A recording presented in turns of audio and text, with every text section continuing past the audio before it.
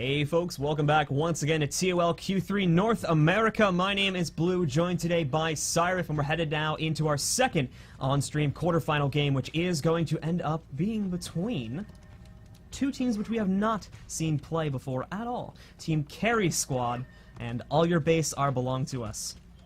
Absolutely, I'm really excited to see what team will come out victorious in this. All Your Base and Carry Squad. I've never seen most of these people. I actually don't know pretty much anyone on either of these teams. But this is great because we'll be able to see sort of what else is out there. MMA, we know Outplayed, we know Apex, we know even Sharks with Lasers. But these guys could surprise us. Indeed, like I said, never seen them play before, so heading directly into the first game, however, we are going to be seeing Carry Squad play on the red side over here for all three of our maps, and All Your Base will be playing on the blue team. Checking out the compositions on both sides very quick, nothing too out of the ordinary here. Red team does have a fairly bulky comp, though, as we start taking a look at things here. Shadow Shooter, the captain for this team, is going to be playing somewhat of an odd Spirit Ranger build, running with 00644, and again, that trait split is immediately what makes it look odd, but it gets a little bit odder when you see that he's actually running with Sikkim as his third utility there too, so he's going to be lacking quite a bit of self-survivability that will hurt him a little bit if they end up focusing him down, but he will get a little bit of extra spike damage through his pets due to his trait choices. Other than that though, Runes of Hullbrecht, pretty normal choices, and then the weapons are a little odd too, running with Sword Dagger and Axe with an offhand torch, so we'll see how that plays off when we see him go into 1v1s and mid-fights as well. Sly the Sly will be playing, I believe, Eviscerate Warrior at the moment with Soldier's Amulet, Runes of Strength. This is a fairly typical build as well, making use obviously of the Sigil of Intelligence here on the Axe sword set in order to get the burst necessary to validate this build, but other than that, it's going to be a fairly normal build. He's going to be a very formidable opponent in 1v1s and can provide some very surprising spike in team fights too, so keep your eyes out for that. VXII will be playing Thief for this team. I believe he'll be playing the usual SD20066 build. We talked about this one in the past too. Like I said, not as much damage as other Thief builds, but it does have a lot more poke and pull and is very, very annoying to try and kill. So look for that again, and look for a lot of decaps to come from this guy too.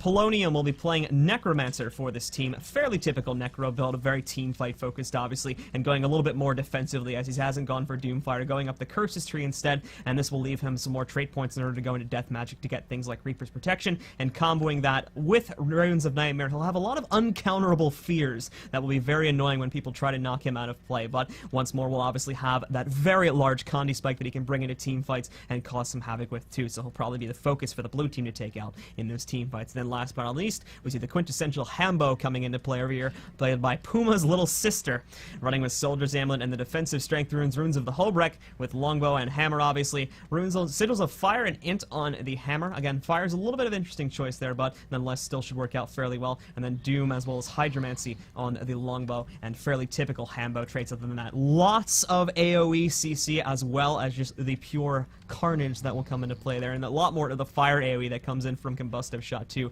Keep your eyes out for him.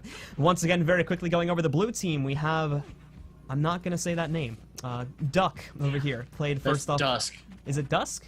It's Dusk. Oh, okay. It still looks weird.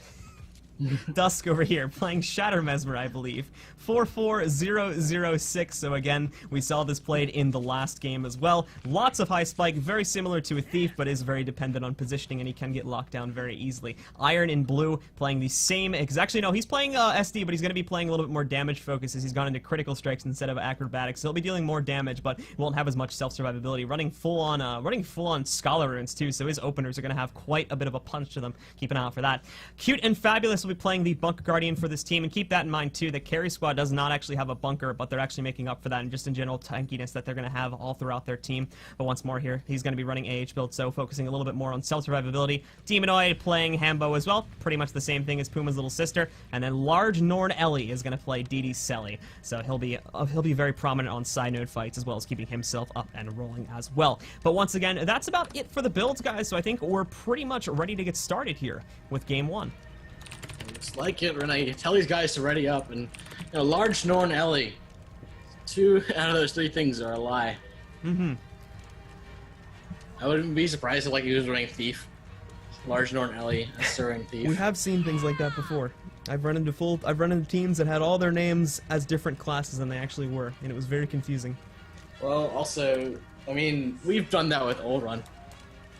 Yeah. I think it was, or no, we've seen Oren's team do like a mac and cheese type squad. And it was like Legend VV mac and cheese or something like that. Mac and cheese mode, I think it was. Yeah. You don't remember that? No, I remember that. All right. Well, I do. I remember.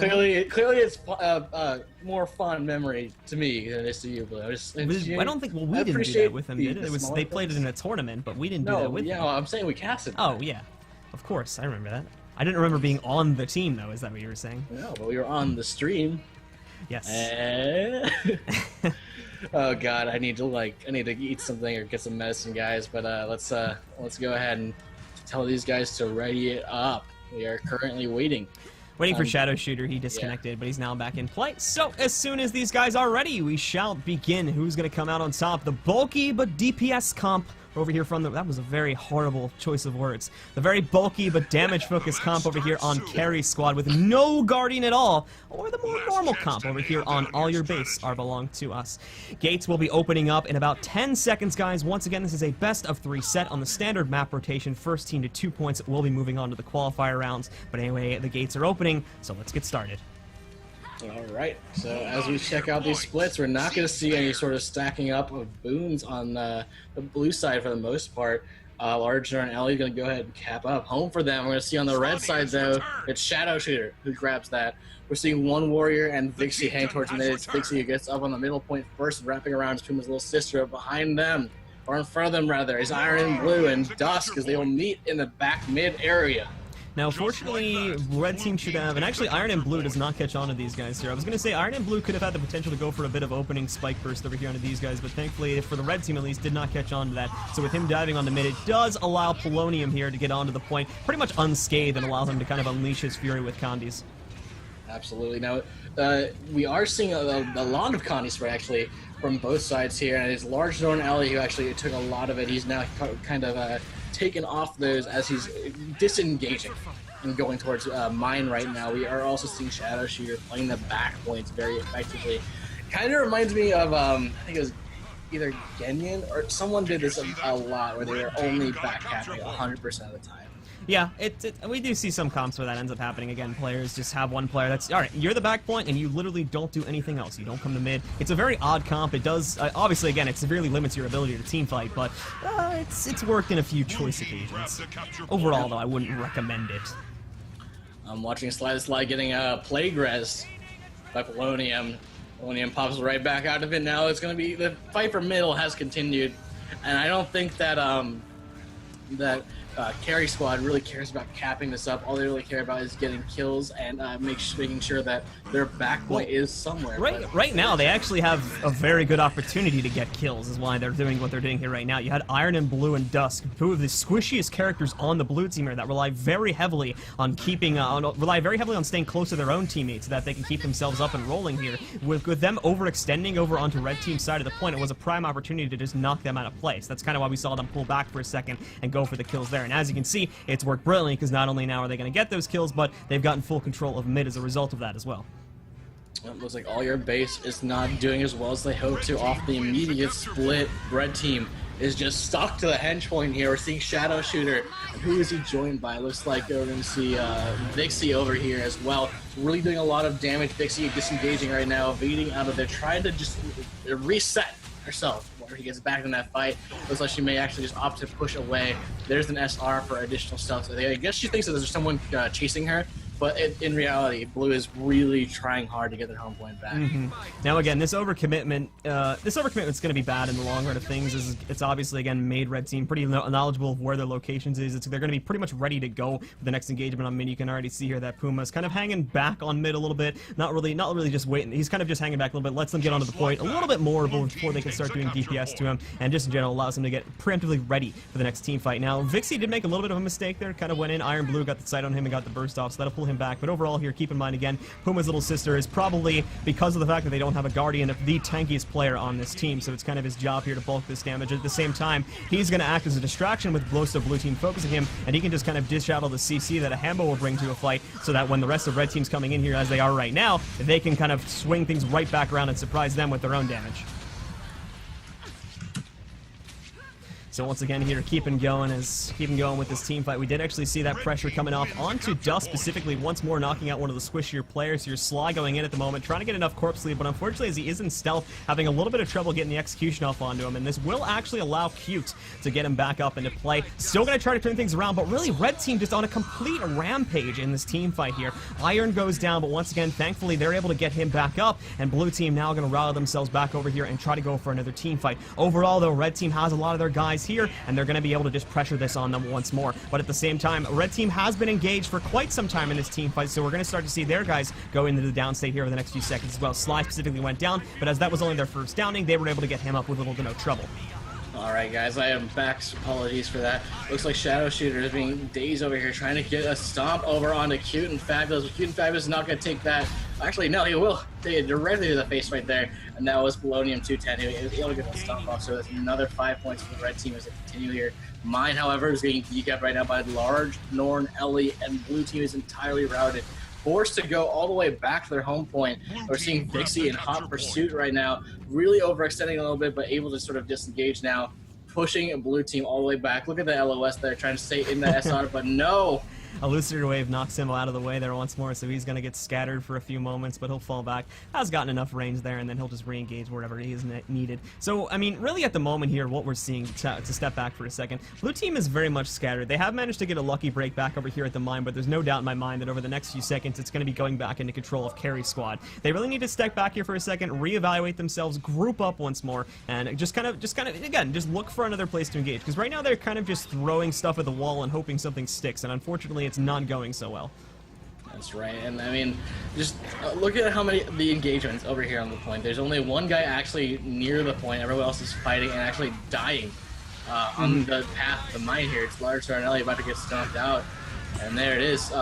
His teammates are very low in health. Is covered in condies as well. We're going to see Iron and Blue getting taken out now, trying to escape over towards that river. But Dixie's going to stealth stomp them as well. I think this is going to be sort of the second that Blue Team wipes here, which is, I guess, now. And we're slowly approaching that territory where, again, Red Team just knows where Blue Team is at all times and starts to control them. They've even got, look at this, no one on the Red Team is actually engaged at combat at the moment here. The only thing that's going on is them killing the Lord, or not the Lord, the Spawner boss over here. And again, because they just completely wiped the Blue Team, they should have no trouble doing that whatsoever. What Blue Team is doing right now, I don't know if I wholeheartedly agree with it. They are going for a very split sort of push. That's not what they need to do right now. They are a very team fight focused composition here. They have a lot of squishy guys that can get gimped if they're left out alone on the field. They need to group up as a single unit and force a large team fight. Red Team is just a bulky mass. If they can fight a longer team fight and end up coming out on top through the end of that, which they should be able to do based on the amount of support that AYB has here, then they can definitely loop things back around here. But going for split pushes, trying to go for a bunch of smaller node fights where the Red Team players are going to get the advantage is not going to lead to anything good here for all your base. Absolutely. Look, I mean, look at this right now. Look at everything that's going on for the Blue Team. They are kind of able to start taking a little gentle lead in the middle fight, but it's really just not enough. They're down 160 points. They allowed Red Team to get that Spawner kill, and I don't think Demonoid rather has enough to take out Shadow Shooter over here on mine. I don't think it's going to happen. Mid, however, surprisingly does end up going into the favor of AYB, though. They do a very nice job of that, holding on over here, so they're going to get control of that. Good focus coming out there, too. Not sure what ended up happening, but they managed to pull that out at the end of things, like we said, like we ended up seeing there. They did a very nice job of that. So meanwhile, back over here at the mine, we can see that they're still trying to hold off contention here, too, but Red Team with their respawns, unfortunately, is going to have a pretty big wave effect here now, so Demonoid as well as Large Nornelli need to get out of here because the wave is coming, and unfortunately, it's just going to swallow them whole, and there's just nothing they can do about that right now. Fire rises, Mr. Blue. The fire rises as Red Team has now hit the 400-point mark with a 2-cap lead in favor. Oh no! Check out what Vixie's doing. He's gonna try and get a back cap. They should spot him though. That's the thing. They still, yeah, the thief managed to spot him. So again, that was a bit of a risky move by Vixie. Vixie will end up going up against Iron and Blue here. Does score the decap. Iron and Blue, however, does have the advantage. It depends pretty heavily on who dodges what here. But in the long game over here, Iron and Blue has a lot more damage and is a lot more of a dangerous target. So he should be able to win that 1v1. Vixie does not even actually want to take the 1v1, so he's gonna bail out of there.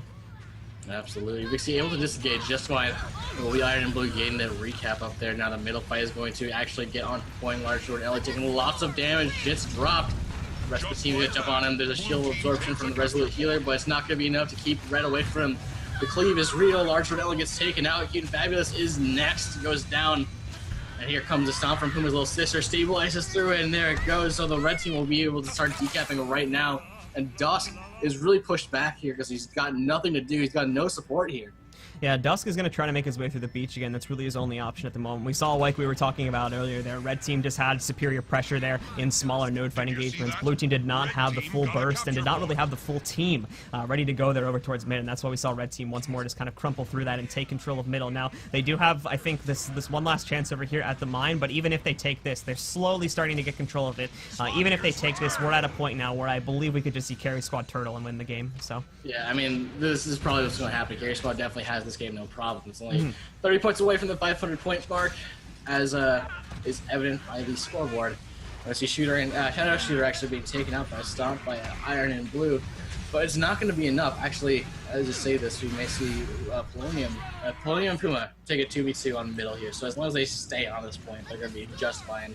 Yep. But Cute and Fabulous actually able to to Shield of Absorption them away and off points. But it will be GG in just a few seconds, as long as they stay around here. But Iron and Blue coming in, trying to get some support. We're seeing the Mesvers of Dust trying to figure out exactly where he wants to go towards the ending of this game. Shadow Shooter off spawn goes towards Henge. So I like the split. They're going to send their tankiest members towards the mid and try and just keep it as long as possible. We're going to see Vixie trying to be utility around the area, just do some damage, and Shadow Shooter doing exactly what he's been doing all game and getting that back out. Alright guys, and once again in about 5 seconds here, Carry Squad will be taking victory, so congratulations to them. Obviously they will now be up 1-0 in this set, and if they are able to take the next game, that means they will be moving on to the qualifying rounds of TLL2 here. But obviously All Your Base has at least one more attempt to bring things back under their control, and that attempt will be had over on Legacy of the Foe Fire. On Foe Fire, do you like All Your Base's chances? I do actually. I agree. They have that Guardian. They have the ability to stay in mid, and if they can take it, they can start, grabbing a sort of a comeback in the series, I would say. I like what we saw from Red though as well. I think that they can definitely play to their strengths to take an advantage if they play the same way. The thing with these comps, just to talk about them in general here, is with what Red has at the moment. Red can be a lot more solo focused. Red can have a lot more kind of lone wolf players, and they can go for smaller node fights and just like, oh, I'm just gonna go over here and take this node. They can do that. They can afford to do that. Blue team, everything has to be much more calculated. Everything has to be much more precise due to the fact that a lot of their players are a lot squishier. They're going to be a lot more vulnerable in those node fights, and they rely on each other a lot more to stay alive compared to Red team, who is a lot more focused on keeping they're a lot more focused on solo-wise trying to keep each other up and alive. So with that said, Red team is going to have a little bit more freedom on this map to rotate around, but at the same time, Blue team having that better team fight synergy, having that better ability to team fight in general, should be a pretty big boon to them over here at the mid. What they are obviously going to have to watch out for again is because of the fact that Red team does have that freedom, they're going to have to keep a much closer eye on things like their home point, like the far nodes, and unfortunately, if they're not keeping too good of an eye on that, then Red team's just going to out-rotate them and win the game like that. It's just, the usual story as we see things when these two kinds of comps take each other on. I agree. I think that's something that we're going to really monitor throughout this game is Red's aggression. Again, as you said, solo ability with them is key. But I also like that just the mobility that we saw from Shadow Shooter. It's not that he has any particular mobility skills, just he's not in the team fights for majority of them. Well, he's a 1v1 player. I mean, yeah. Again, we take a look at his build here very quickly. It's you can easily tell it's geared towards 1v1s. He's got the spirits for self-survivability and just general annoyance there, and it gets some Condi spike and support for himself. But then the interesting thing is where the Sikkim comes in is he allows him to get a little bit of extra actual like just damage spike coming out there because he's running with the pets, because he's running with more damage focused pets here too. The cats that he has at the moment. That's right. Players are asking if they want to go, and so we are going to get them ready and jump right into this game. And once again, guys, we are on Legacy of the Full Fire, so for anyone who does not know what this map is, as with all Guild Wars 2 maps, it's a 3-point capture map. The Lords are the secondary objective on this map, though, so once again, you manage to kill that. You do have to go through quite a bit of havoc in order to actually kill that, but once again, if you manage to make it through the gates, the AI, and kill the Lord itself, it'll net you 150 out of the total 500 points needed to win, and if you're already past 350 points, it's GG upon killing that Lord. But anyway, the game has now begun, so let us open up our map and check out the splits. Looking at the split immediately, we're seeing Vixie going off to this really aggressive play here, trying to... Oh, he pops the SR. He really just wants to prevent people from going towards the mid. SR kind of got wasted there, unfortunately. He should have been able to just turn around and head back to mid, so that's actually going to be a pretty big deal, because if any of his teammates go down in mid now, that's going to hurt. So once again, AYB gets a pretty big up because of that. Yeah, he was able to get his Bassi off on Lost in Blue, but it's kind of just... doesn't quite matter that much. Oh no, Bassi in return from Vixie. This will come back to haunt him in a little bit. But both side points have been captured roughly around the same time, only a 1 point difference. Now, but Iron and Blue already down thanks to Vixie and Shadow Shooter. Two team members will try and get him back up, and the cleave is not strong enough to keep him down, so Iron and Blue will get back right up. They gotta watch out for Polonium here to talk a bit about what's going on. They're taking so much corpse cleave at the moment. You can see, look, Large Nornelli's also gone down. They just let Polonium absolutely destroy them with Condi cleave, and they're all going down so hard because of that. Large Nornelli, to be completely honest, is gonna be out of play. Cute and Fabulous has more Condi pressure on him now. He's got nothing left to cleanse that with. Just a little bit of extra spike coming in from the red team is gonna finish him off because he's got nothing left. Demonoid, too, probably is not looking so hot, and a lot of that just completely fell apart here for AYB. Absolutely. So, like, I think AYB has been entirely routed now that they've taken this really massive loss in the initial mid fight here. Now they have to figure out where they're going to apply pressure off the respawn. Dusk and Cute and Fabulous are just now coming off the respawn. Demonoid is already down again. Polonium able to drop him down there. And he's going to actually Plague Stomp him, so it's pretty much guaranteed. Large Darnelli trying to come in for the res, unable to do so. Iron and Blue staying back by Waterfall, stealthed up. I just think that all your base has no idea what to do. Right now, they don't really have anything they can do. They got wiped at a team fight with less than 2 minutes into a Legacy game, which again, for their comp, which is so heavily focused on team fights and in larger skirmishes, in my opinion, is terrible for them. It was a huge loss, and all of that could have changed if they had focused down that Necro there. They're going to have to change that going into the next fight, or once again, we're just going to see the same result happen again. The second we ended up seeing Iron and Blue, this is something that needs to change here too. A lot of your team's success, if you run a Thief on your team, is dependent on how well that Thief is doing. With what Iron and Blue has happening to him right now, he's getting locked down the second he goes into combat. He has to stop that somehow, and if he does not do that, he's going to be a huge hindrance to his team, as he's essentially really just feeding his opponents here. Absolutely. I mean, if this were a MOBA, they would be getting a lot of gold and a lot of experience. The thing, I mean, to talk a little bit more like strategically about it is, again, he's so much of the overall damage here for AYB. He's so much of that team fight, and his mobility is so invaluable to try and go for back caps and things like that. That every second he's not on the field and active doing something is a second his team is at a disadvantage. It's such a crucial part of the team fight. Thieves can make or break your entire team. And we're seeing it here, man. I'm watching Iron and Blue now. Right now, Blue is trying really hard to re-engage here on mid. A Thief could possibly re-engage for them. A Thief could cause the chaos, go over here possibly onto Vixie or something like that.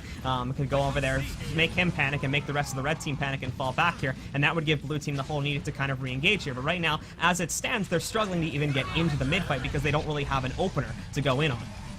Yeah, it looks like they're kind of...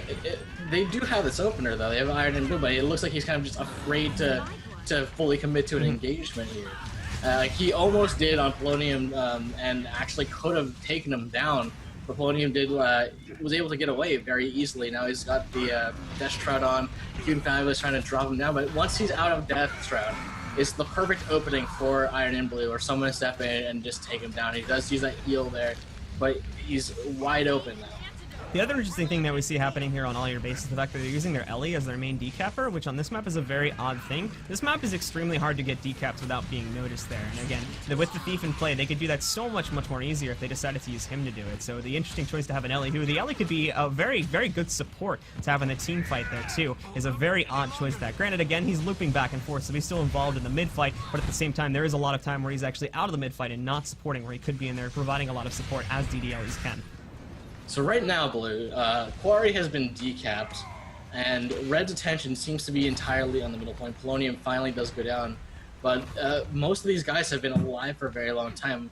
Do you think that off the respawn, obviously, someone will probably go? A lot of them just. Well, I mean, a lot of them just got knocked out there, so a lot of them are like hindrance right now. There was, I don't know what. It definitely, to tell you the truth, it definitely should have been a recap by now. And this is actually a really good turnaround by the blue team as well. They did a really good job of actually re-engaging here on the mid. Had a little bit of trouble, but they managed to catch some weak spots over here and managed to snipe them out. So they'll be getting control of mid in just a second. But yeah, red team's really delayed for some reason with this recap, and that's actually allowed blue team to come back here a little bit. Yeah, they've actually allowed blue team to entirely decap the middle point here, which is not exactly the greatest thing in the world for them. Shadow actually goes down a large Norn Ellie off to the side. Look at where he got killed.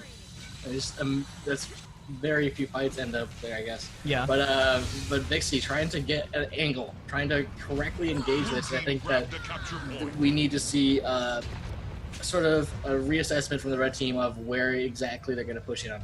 They're probably gonna push mid again. Like I said, these guys, like I said, they can afford to be a little bit more reckless. Their comp is a little bit more solo focused, so they can kind of just dive in on mid without having to worry about it because they have a lot of bulkier players. They've got the double warrior, that ranger can take quite a beating, and Vixie can kind of just go wherever the heck he pleases and do damage there. But right now blue team has a really large advantage just because of the fact that, again, they've got the defensive strike now. They know when their opponents are coming in, and they can choose the targets when they engage. Well, in contrast to before, where again they had to awkwardly deal with kind of shuffling into this middle point here. Now they have the upper hand. Right now, I'm seeing the scores actually kind of almost even out. Look at this, Blues 284, 229, 231 now. Every second it takes away, blue is getting stronger and stronger, and it looks like we may see a hashtag comeback. We might see it indeed here. Red team does have to piece themselves together. They're going to have to try and score a decap here or something, because again, they unfortunately, with blue team being strong enough, they're not going to be able to team fight against them. However, they have managed to pierce through the veil here. Demonoid has now gone into the downstate and getting completely knocked out of play. So with that said, they will gain a small advantage. Whoa, hold on. Yeah, that's my phone. That's your phone there, buddy. But I'm watching Cute and Fabulous right now, the Guardian from AYB. Force off point, they have lost the cap there. And we are seeing, actually, he's going to try and get the stomp. Will get the stomp on Sly. They will push the spike continuously in the middle, at least get the decap there. And also, Quarry has gotten decap. Now, Cute and Fabulous hasn't actually seen alive for such a long time. His heal is about to go off. He's, interestingly enough, he's running Sword Shield on this, so just able to use that flashing blade to get the teleport off, and then of course the staff isn't there for the team fight utility, so he's really focused on getting into those team fights, getting out as much of that AoE heal with the symbols, and then getting to where he needs to be with those shots as well.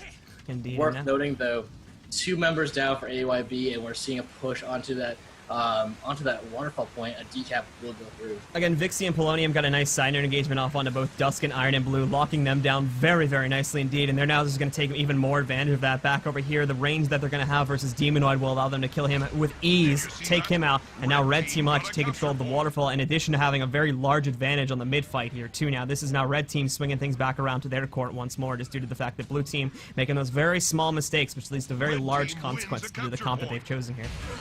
It looks like we're going to see Red Team really stepping back out here. Carry Squad are carrying themselves to victory right now.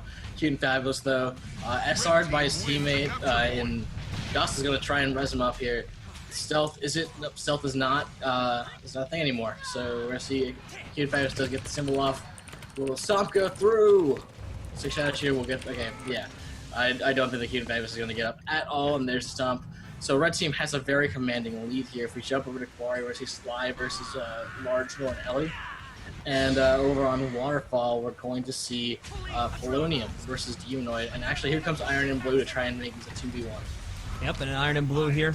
Polonium will be under quite a bit of pressure. Unfortunately here, Polonium does not have a lot to deal with the pressure coming in from Iron and Blue and Demonoid. Gonna be relying pretty much completely on Deshroud now that that's gone. He's just gonna melt. Goes down, and now that'll flip back under blue team control with ease there. But Vixie will try to come in, try to save the day. Demonoid catches on to this, however. SR thrown down by Vixie as well, but at the same time, Iron and Blue and Demonoid both have a lot of corpse cleave to offer, and Vixie just eats that, so he's going to go down here too now. And with that, blue team will turn a bad situation into a very good one by taking control of the waterfall. But at the same time, look at the point spread, Blue. It's 407 to 304. They've got a lot of work to do if they want to catch up. They had that lead slowly decreasing, but that one wipe when Red Team Carry Squad just stepped out and said, now we're taking all of this middle point back for ourselves. That was really them striking one of the final nails in the coffin of all your base. So they do still have an opportunity over here, because we take a look at what's happening at the quarry. Waterfall's pretty secure. They've got Puma's little sister sitting over there, and Puma's the tankiest player. If they can take control of the quarry, or at the very least force the red team off of the quarry node, they're going to approach the 350 point mark here very soon. And because of their close proximity to red team's base, they should easily be able to pierce through the gate there and make a Lord push. There's still a small opportunity for all your base to take a victory through that, but if they don't take an advantage of that, or if they lose this team fight here at quarry, unfortunately, it's going to be all over in favor of Carry Squad. Yeah, I think that's exactly what's going to happen. I did watch just now, though, Iron and Blue juke Vixie pretty hard. And I don't know why the Warrior is and Demonoid is not trying to just walk through the other door. He was trying to take down the northern gate of this base, but Iron and Blue taking out the first of the Warriors, or soldiers rather, inside the red base. Going for that now. It's going to be a very long process, and Vixie catches on to that, so he'll jump on and stop that right in its tracks. Iron and Blue actually may end up going down, tries to kill the soldier. He probably should have waited to put the kill on the soldier there, to be honest, because Vixie might get a snipe up onto him. Pops his heal, but ooh, just will be safe here. These rely pretty heavily on stealth, but now he's going to be forced out of the base once more. And now all points are decapped, Blue. All points are decapped. Actually, no, they're not. I believe they have control of mid. We're still seeing red ticks. Control of waterfall, actually, yeah. Puma's little sister has full control of the waterfall at the moment, so Carry Squad's still taking up points that way. That bugged scoreboard always catching us off guard, but yeah, Demonoid trying to get some decap going on to Puma's little sister. Not quite able to do that. We are seeing the Iron and Blue did get wrecked in that base. The Sly taking on Cute and Fabulous. Cute and Fabulous, the Guardian over here, will probably go down very soon. Able to get off some sort of heal there. In about 50 seconds till Shelter comes back. Pull the Vine will be up in just a second. Now he's got 2 of his shots to sort of keep him alive here. But he's going to need some help, and here comes Lars, Ellie, and Dusk to help him out. And then meanwhile, once again, as you can see here, we still do have that waterfall point fully controlled by the red team here. It is going to get decapped in a second, but with middle also falling into full control of Shadow Shooter and Polonium for Carry Squad, they're going to have no issue taking the rest of this game. Unfortunately, blue team just did not have the adequate pressure to win the fight over there to Quarry and push that into Lord, so red team being able to turtle through that there is going to be taking game 2, which means they're going to score a 2-0 victory, and they will now move on to the qualifying rounds to take on Outplayed by Children. That's going to be a very interesting match to see. Outplayed by Children versus Carry Squad. Who's next, though? Is it Apex Prime versus Sharks? Apex versus Sharks will be our next match on stream. Yes! I'm hella excited to quote my good friend Sean Buell. Oh, man. I haven't seen Apex play in such a long time. I really want to see what they pull out here, the new comps, do whatever. I'm excited. I hope y'all are excited as well. We're probably going to be doing some sort of giveaways when we come back, aren't we? We're going to take a short, about a 3 to 4 minute break here, guys, and we will be giving away another llama in the chat while we are away. Please ensure you are following the channel to make sure that you can win that llama. We'll be giving details on how to win the giveaway in the Twitch chat, so make sure you are paying attention. But other than that, we'll be returning in about 5 minutes with, once again, Apex versus Sharks with Lasers coming up in